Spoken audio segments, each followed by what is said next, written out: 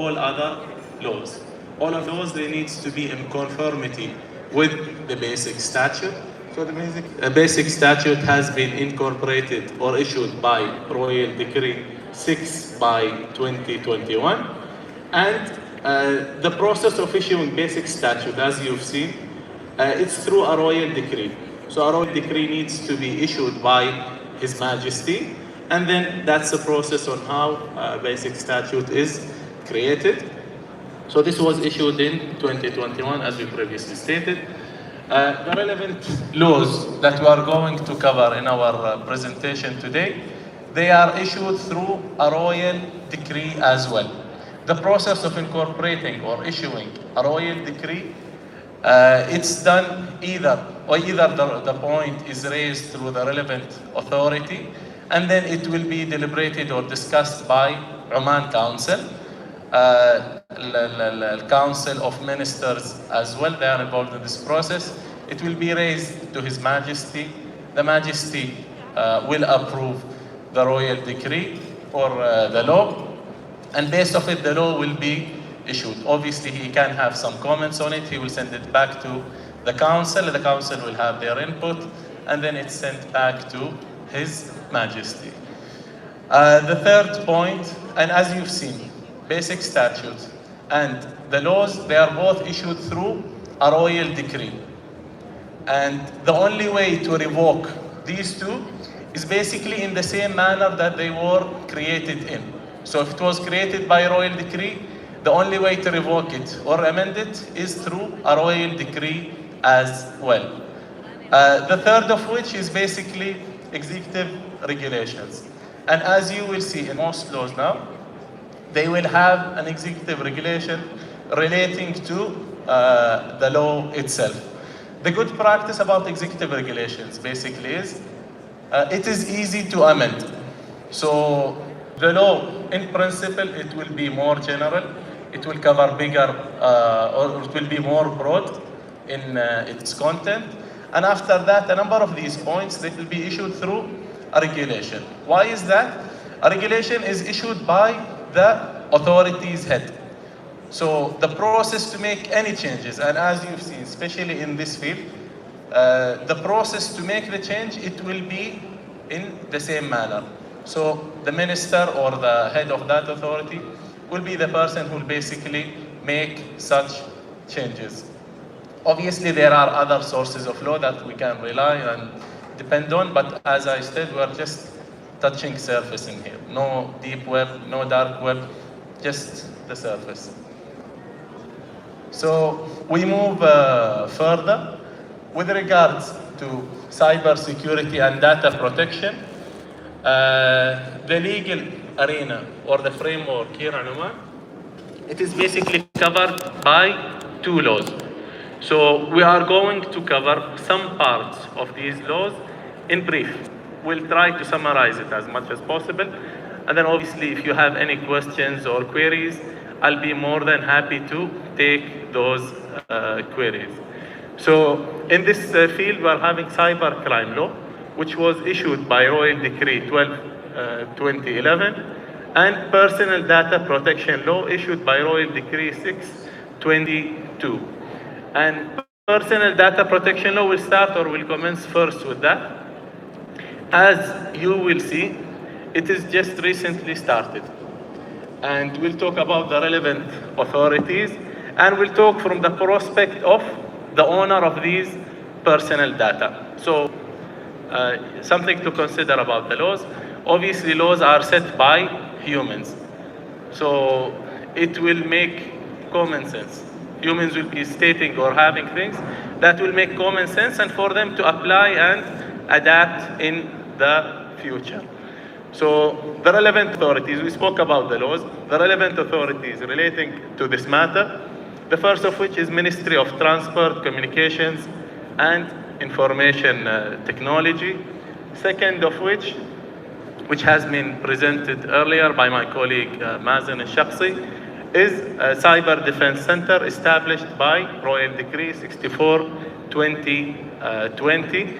Obviously in such case, because of the sensitivity of the data that's being controlled, it is reporting to Oman Internal Security Service. And then the third of which we are having Oman Information Technology Authority. So these are the relevant authorities. We proceed further.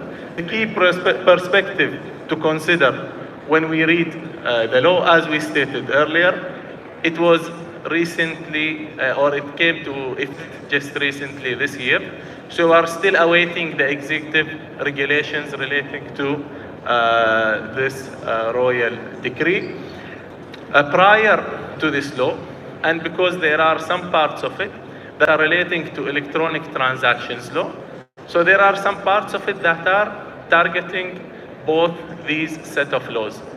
So, and in most laws you will recently see, there are, in the most recent laws basically, they will state if there is any contradiction between these two laws, and we'll have a reference to the previous laws as well, the latter law shall proceed, so, or shall prevail.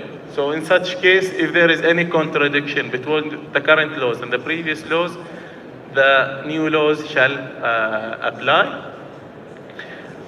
One of the most important terms to consider in this law, as the title of the law reads, it's basically what is personal data. So we're talking about personal data in this aspect. So personal data is data that makes a natural person identified or identifiable. Not just that, the law didn't state or didn't stop at this point. It makes it whether directly or indirectly by reference to one or more identifiers. It is worth to know the identifiers that are being stated in here, there are multiple identifiers, and they have been identified in the law. First of which, basically, if we are having genetic identifier, and then we're having biometric identifier, we're having health identifier as well. From the terms themselves, the genetic identifier, an example of it is basically DNA. I think that's the most fair word. Biometric identifier, the easiest example we can have in this case is fingerprints. And with regards to health data, one of the easiest examples we can have in such case is basically a health record of a person. So all of these points, they are having some sort of confidentiality relating to it. And that's why the Omani regulator, wisely, he covered these points. They gave them some sort of security. And obviously, if they are being jeopardized, there are penalties against those. So moving forward, the legal framework around data protection and cyber laws in Oman. I think this just brought me back to the previous slide. But we really worked on these images, no copyrights, so take a moment. Okay, so we move forward. If I'm just going to summarize the law in one term, because as we said, in this case, we are talking about personal data. So the most important summary to have of the law, basically consent. So we are having personal data. However, if there is consent from the other party, so that other party accept such usage of this information, then obviously we are at no issue. However, the Omani regulator, he wisely requested that such consent needs to be clear, it needs to be proven, and it needs to be written. So if there is any sort of consent, that consent needs to be very clear, as we stated, it needs to be proven, and it needs to be written. So we need to consider these factors. One more thing to consider. So if that personal data is infringed or is at risk, the owner should be informed about such infringement or change that's made to their data. So owners need to be notified if their data being subject to processing, purpose of processing their data, details of control and processor, and their rights.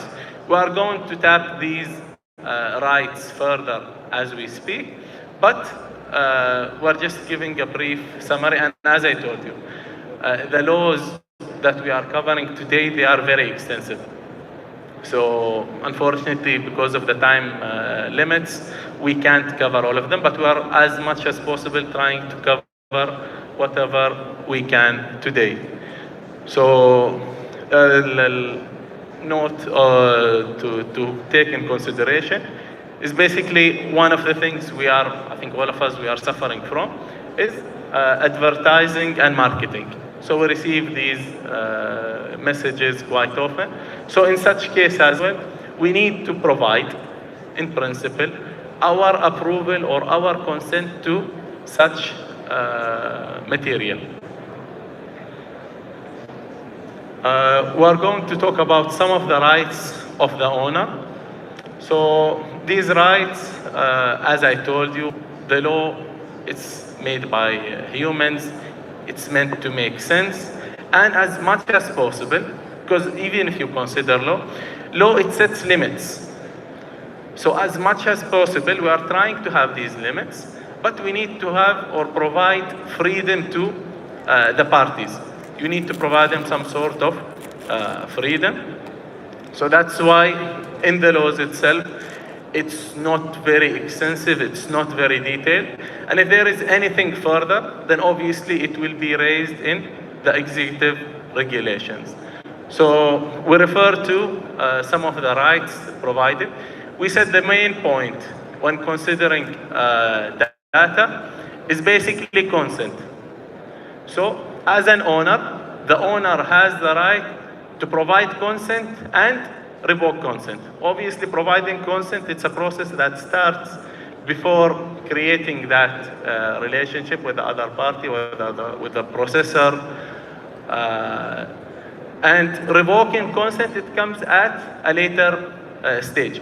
So if I already provided my consent, then obviously I have the right to revoke such consent.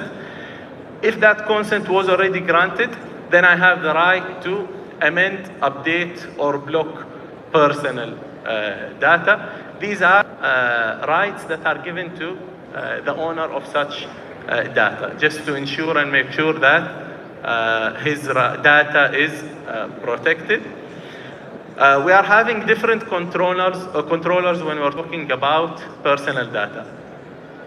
So me as an owner, I can request that my data is changed from one controller to the other.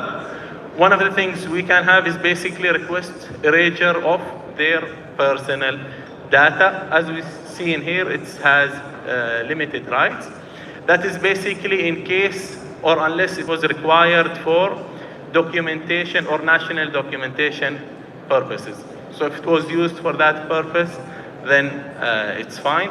But other than that, request of erasure, it's obviously granted to the owner.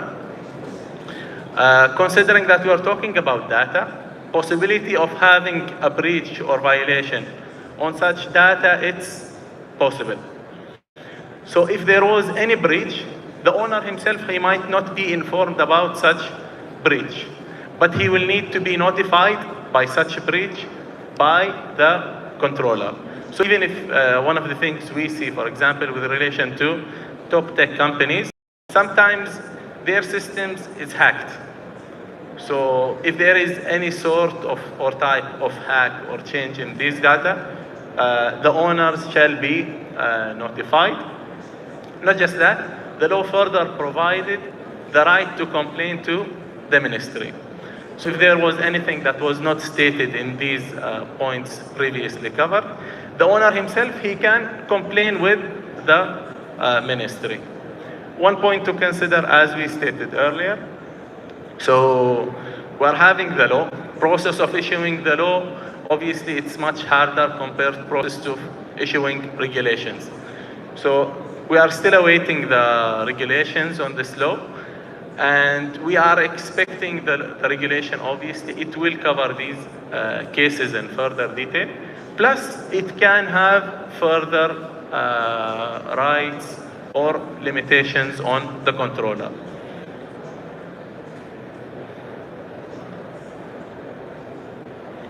Okay. So when we are talking about these laws, we need to consider two aspects, basically.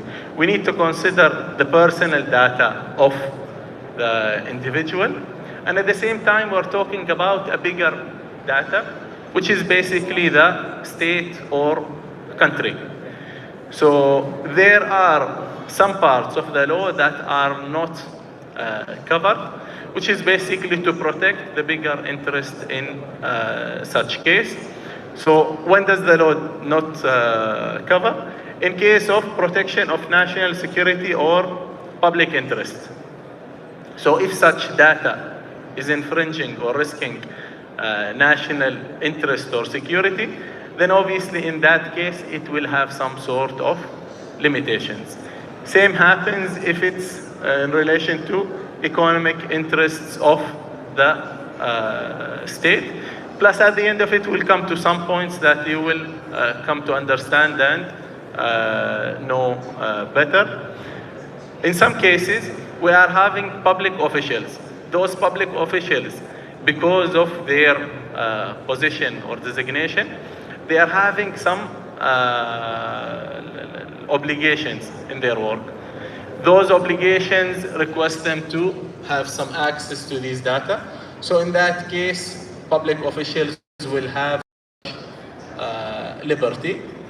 One more thing to consider is if there was any verdict by a court or an order by a court that requires accessing some of this personal data, then in that case, obviously, it will be considered. And for the purposes of research, because you know how vital and important having research is. So for the purposes of research, such data can be used. However, there are limitations to it. So even in this aspect or point, these limitations have been considered. So use of research is possible, or data in research is possible, provided no indication or reference related to the data subject is made. So as we stated earlier, if you recall our talk about personal data, we stated it makes a person identified directly or indirectly, or identifiable directly or indirectly. So in such case, provided that condition is not met, they can use this in such research. We consider, or we move forward. One of the points we covered earlier, we stated there are a number of indicators that we can use in order to identify a person, such as genetic identifiers, biometric identifiers, health, race, ethnicity. All of these are considered and factored. So in such case, it might require a further permit by the ministry. So if we are going to use such data, in addition to the authority or the approval of the owner himself, we might need a permit from the ministry. And if he was a child, then in such case, consent of the guardian is required. Mr. Mohammed, time is finished. Okay, sorry. So we consider, we move forward on breaches of personal data. There are a number of points that we need to consider and factor. With regards to the penalties, I will read them as they are for the sake of accuracy. So breaches that result in destruction, disclosure, access or processing of data in an illegal manner shall be notified to the ministry for actions. As you can see, even the fines in here, they are not small fines. So the fines, they can 15,000 and it can reach up to 20,000. Violations may incur a fine not less than 1,000 riyals up to 5,000 riyals. one of the points that we need to consider, if there is transfer of data abroad, because obviously of the risk it entails, such fine can reach up to 500,000 riyals. We continue further. As we said, we have data protection law and we have cyber crime law. Cyber crime law, it was issued by Royal Decree 12/2011, and basically it targets or it covers crimes that are used or against a computer or a network, or whereby a computer or network was facilitated for such crime. Plus, it entails other penalties as we'll go. We covered some of those penalties and we'll try to cover them briefly. So the law itself does not provide for formal definition of cyber crime, and this is, I think, it's challenging at times. So in such cases, having a clear definition of the cyber crime or what it covers, it will give clarity to the dealers of the law to understand what is covered in such law. But in this case, it was more broad. It covered a number of cases without having a clear definition of cyber crime. So there are some examples provided under cyber crime. We'll cover as they are: violation of safety, confidentiality of data and electronic information and the informational systems, misuse of information technology tools, forgery and information fraud, content crimes, trespass on credit cards. So there are some definitions that we are going to cover, but considering the time limitations, we'll pass on these. We'll continue further on the penalties we are having. So as we stated, the law is having some penalties against, or if you read the law basically states the penalty and then it states what is the crime. So each of these crimes, they have or they come with a penalty. One of the penalties or one of the points, the important takes to take on the law is basically that, as we stated, there are a number of crimes that are covered as we covered earlier. However, I like the definition of banks and financial institutions. Because of how sensitive this data is, banks and financial institutions, they have been granted as governmental information. So if there is any breach relating to banks or financial institutions, because of how sensitive this data is, they have been regarded as governmental information. And as you will see, the penalties relating to these are higher or bigger compared to a regular crime. So in such case, if there was any deletion, change, amendment, or disfiguration, destruction, damage, or dissemination of governmental information, it will result in imprisonment not less than 3 years and not exceeding 10 years, compared to 1 year and 3 years in other cases, plus a fine of 3,000 to 10,000 riyals. There are other areas that are covered by the cyber crime law. As we stated, the law applies penalties to persons who use or access information network or information technology with the intention and purpose of committing cyber crimes. One of the takes we have on the law is basically definition of cyber crime. So rather than providing a definition, it just came with a list of examples that are covered in such case. The law additionally covers use of information technology to forge information, use of information technology to incite illicit behavior such as gambling, and use of information technology to promote acts of terrorism. So as we provided earlier, it further covers e-commerce. So there are a number of penalties that apply in such case. So the law governs the use of information with respect to financial cards, inclusive of intention or appropriate or appropriation of the money of the others. So if we are using these tools for such purpose, then obviously it will be considered as an electronic violation.